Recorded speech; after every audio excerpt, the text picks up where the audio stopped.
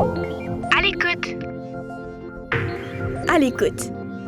Pour découvrir, apprendre, comprendre. Quand l'anxiété est là.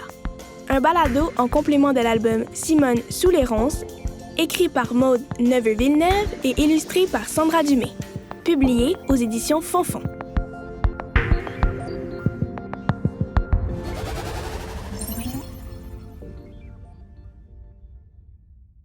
Quand l'anxiété est là. Bonjour chers auditeurs et chères auditrices et bienvenue à ce super balado où aujourd'hui je vous parlerai de...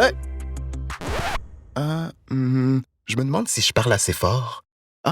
Puis qu'est-ce que je fais si tout à coup mon micro arrête de fonctionner? Ou pire, si je perds la voix? Oh non, perdre la voix pendant que j'anime un balado, ce serait terrible ça. Je pourrais pas finir mon balado puis mes auditeurs et auditrices seraient tellement déçus.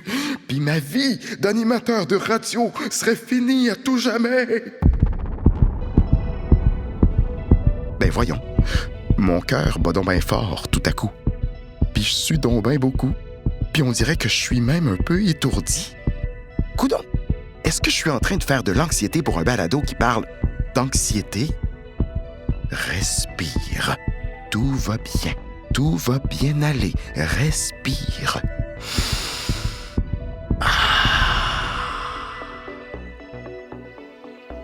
Ah ouais, l'anxiété. C'est peut-être pas la première fois qu'on t'en parle, hein? On l'entend souvent ce mot-là ces derniers temps. Et comme tu as pu le constater dans cette intro de balado, ça peut arriver à tout le monde de la vivre, même à moi. Qui est là? C'est l'anxiété. Ouais, OK. Mais t'es qui au juste? Je suis une émotion qui te crée beaucoup d'inquiétude face à un danger qui n'existe pas encore et qui n'existera peut-être jamais. Coucou, c'est moi l'anxiété. Et quand elle arrive, l'anxiété fait que notre cerveau s'emballe et s'imagine souvent des scénarios catastrophes et qui, en passant, ne finissent jamais très bien. Et en plus, elle fait réagir notre corps fortement. Cœur qui bat fort, étourdissement, nausées, difficulté à respirer, fatigue, transpiration, douleurs musculaires, etc. Ça peut être vraiment intense. L'anxiété peut nous donner presque autant de symptômes que le plus grand et le plus épeurant manège au monde. Et souvent, ça arrive qu'on confonde anxiété et peur. Mais crois-moi, c'est deux affaires très différentes.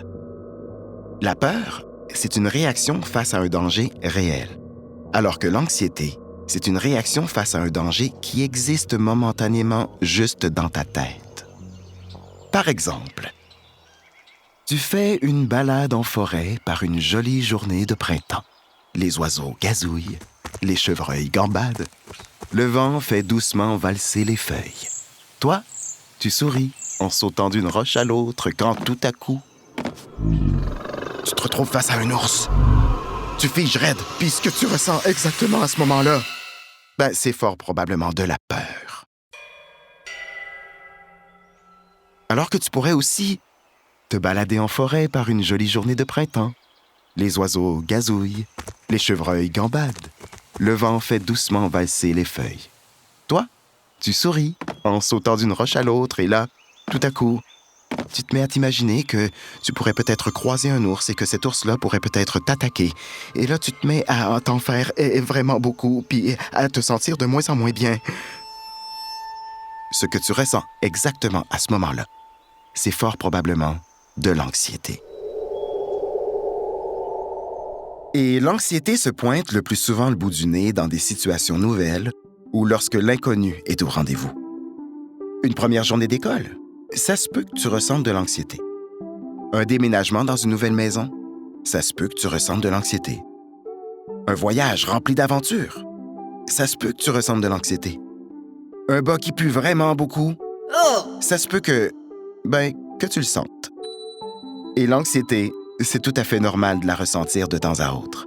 C'est comme n'importe quelle émotion. Elle va, elle vient, et elle fait son chemin. Mais des fois, certaines personnes peuvent la ressentir plus longtemps, voire tout le temps, voire même sans raison apparente. Et ça, t'as raison de te dire que c'est un peu beaucoup moins cool. Quand l'anxiété est très présente et importante et qu'elle commence à nuire aux activités de tous les jours, on appelle ça un trouble d'anxiété. Et si une personne vit ça, souvent elle va avoir besoin de l'aide d'un médecin ou d'un psychologue pour l'aider à aller mieux. En fait, l'anxiété, c'est comme une petite bébite que tu n'as jamais vue et que tu dois apprendre à apprivoiser. Allô, l'anxiété! Allô! Donne la papate, l'anxiété! Donne la papate! Et la bonne nouvelle, c'est qu'il y a aussi plein d'astuces et de trucs que tu peux mettre en pratique pour l'apaiser. Astuce numéro 1. Respirer profondément. Ou même méditer. Essayer de faire le vide dans sa tête pour se calmer. Astuce numéro 2. Occuper autrement ses pensées en faisant quelque chose d'autre. Danser, chanter, dessiner, construire la tour la plus haute avec des pots de yogourt ou toute autre activité auquel tu penses et qui te plaise. Astuce numéro 3. Donner un petit nom à son anxiété et lui parler gentiment. « Ah Jean-Rita, t'es venu me rendre visite aujourd'hui. Bienvenue, bienvenue. Ça faisait longtemps que t'étais pas passé. Tu peux rester un peu, si tu veux, mais pas trop longtemps, OK? Puis sois gentil avec moi, on travaille ensemble. OK. Astuce numéro 4. En parler à quelqu'un. Parfois, juste parler de ce qui t'inquiète ou de ce qui te fait peur, c'est déjà un premier pas pour braver l'inconnu. Comme là, moi, je te parle d'anxiété depuis tantôt, on dirait que ça m'aide. Même que d'avoir osé faire ce balado-là au complet, malgré le fait que j'étais un peu anxieux au tout début, ça m'aide aussi. Puis finalement, ça a plutôt bien été, tu trouves pas? On dirait même que mon anxiété s'est évaporée. Gertrude, es-tu encore là? Gertrude, c'est le nom que je lui ai donné. On dirait qu'elle n'est plus là. Hey, chers auditeurs et auditrices! Il ne me reste plus qu'à vous dire merci de m'avoir écouté, d'avoir accueilli mon anxiété, et on se dit à une prochaine fois.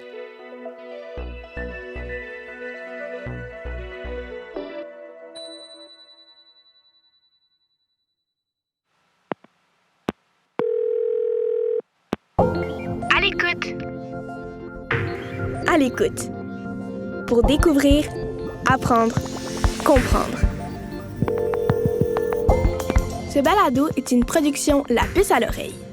Le projet À l'écoute est rendu possible grâce au soutien financier du gouvernement du Québec. Un texte de Sarah Lalonde avec la voix de Philippe Racine.